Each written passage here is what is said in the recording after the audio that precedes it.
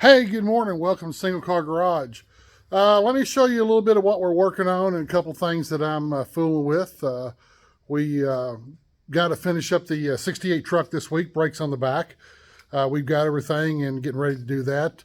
And I'm piddling with the 36 a little bit, trying to get my hood on there, which is, tell you what, it's a battle. A big battle. But I've never worked on these cars, but they got so many moving pieces and they're so primitive that it's a battle. Let's just say that. Now, what I think I showed you all prior was this radiator should be up to this point right here. It bolts on right here. And if you look closely right down here, there's the bracket that comes up here and bolts on, which raises this up where to bolt onto that. Well, everything's been installed on this, and I'm not going to tear it apart. And matter of fact, I'm not even sure it would work that high with the current engine configuration it's got in there.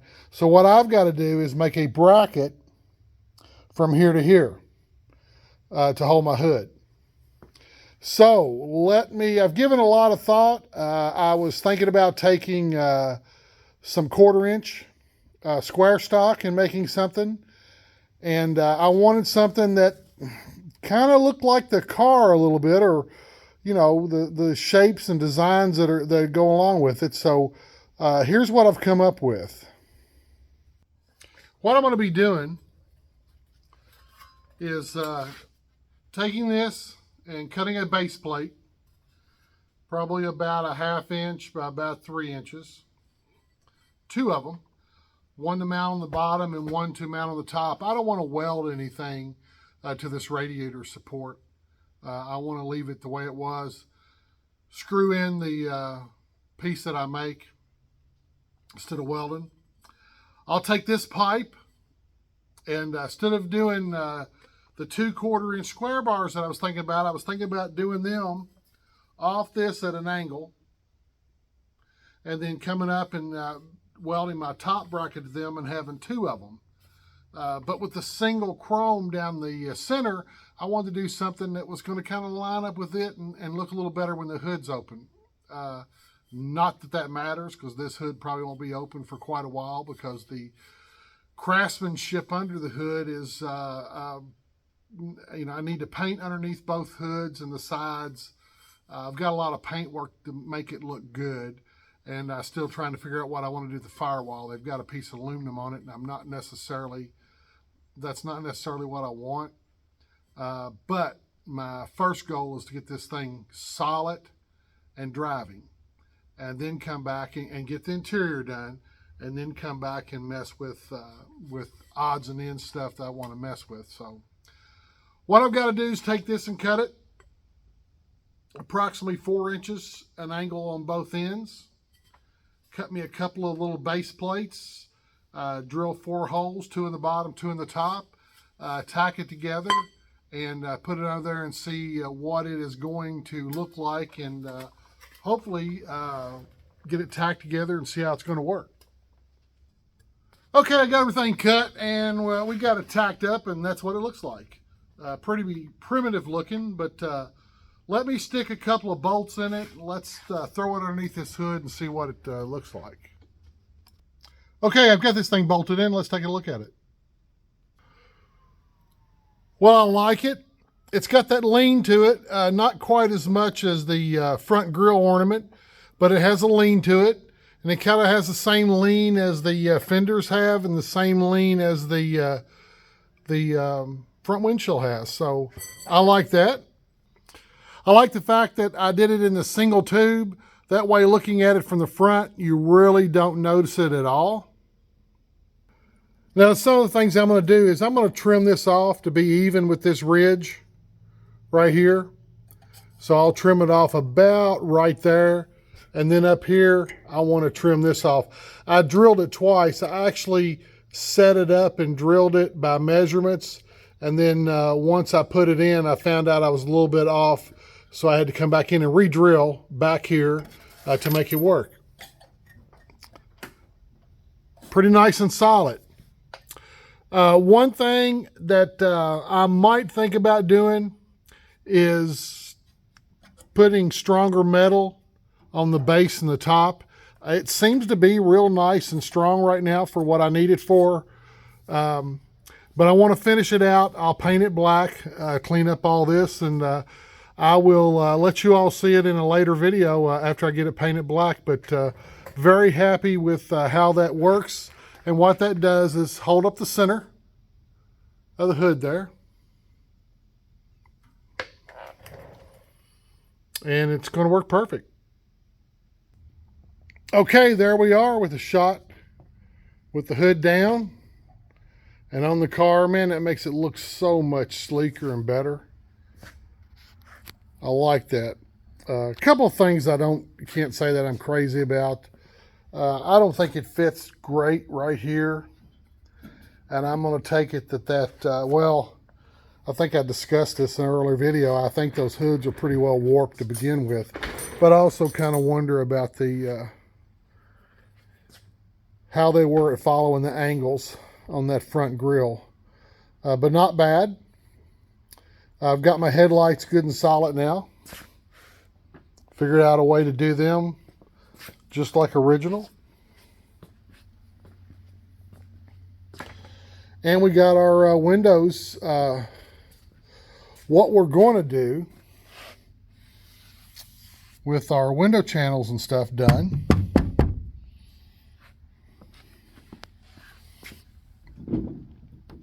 and I will let me open this door.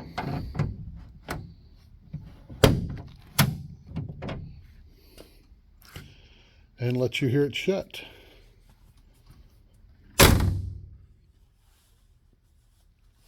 Really solid sounding. And I've got to get a replacement window for the other side. So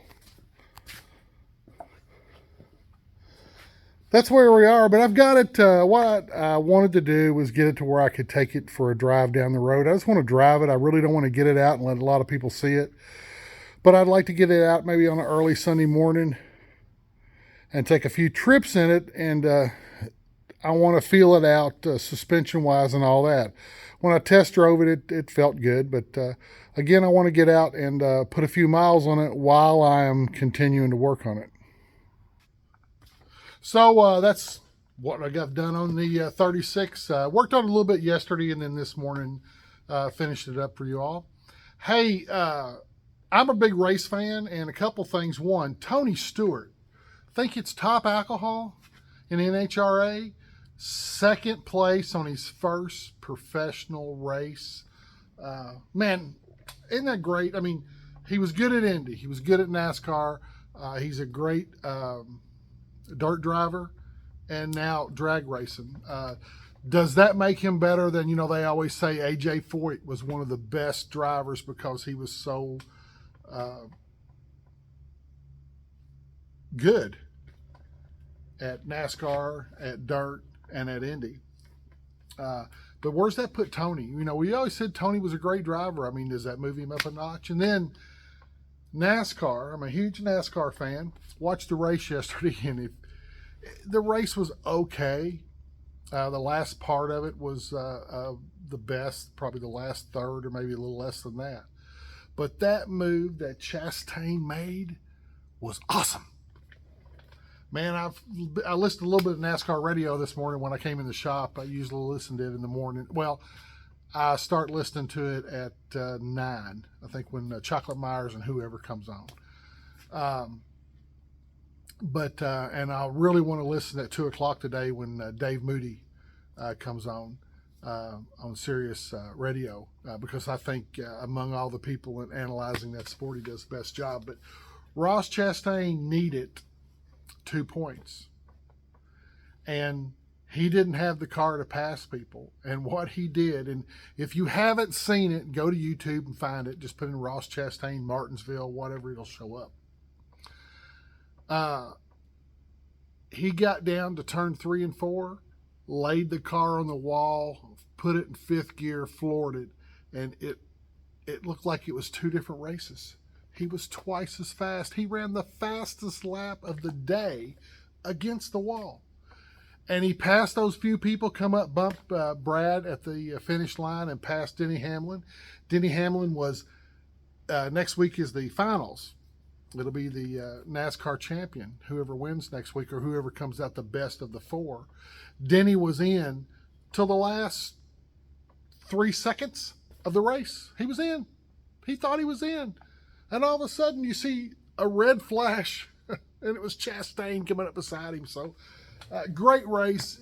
Even if you're not a NASCAR fan and you haven't seen it, watch it. Put on SportsCenter. It's been on SportsCenter all day long. Play of the year probably. So it was great, fun. All of us in our work history, you had that one thing. In my work history, I had a couple of things that were very gratifying for the work that I did, and we all did. No matter what you do, you always have that day or that week or that year or something that's just extra special, and everybody just looks at you and goes, wow. And that's what Chastain's deal was. So